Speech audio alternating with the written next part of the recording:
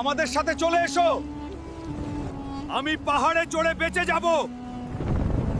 যখন আল্লাহর আযাব আসে তখন শুধু বৃষ্টিই হয় না, বরং পুরো পৃথিবী ডুবে যায়। এটি হযরত নূহ আলাইহিসসালামের কাহিনী। এমন এক কওমের কাহিনী যারা নিজেদের সবার ঊর্ধ্বে মনে করত, কিন্তু তাদের অহংকারই শেষ পর্যন্ত তাদের ধ্বংসের কারণ হয়ে দাঁড়ালো। হযরত নূহ আলাইহিসসালাম তার কওমকে বছরের পর বছর ধরে বুঝিয়েছিলেন। তিনি বারবার বলেছিলেন, কেবল আল্লাহর ইবাদত করো, কিন্তু মানুষ শুধু অস্বীকারই করেনি, বরং তাকে নিয়ে উপহাসও করেছে। যখনই তাদের সত্যের পথে ডাকা হতো, তারা কানে আঙুল দিয়ে রাখত। তারা তাদের মিথ্যা উপাস্যদের মধ্যে এতটাই মগ্ন ছিল যে আসন্ন ধ্বংসের কোনো খবরই তাদের কাছে ছিল না। এরপর আল্লাহর হুকুম এলো, আর আল্লাহর নির্দেশেই হযরত নূহ আলাইহিসসালাম নৌকা নির্মাণ শুরু করলেন।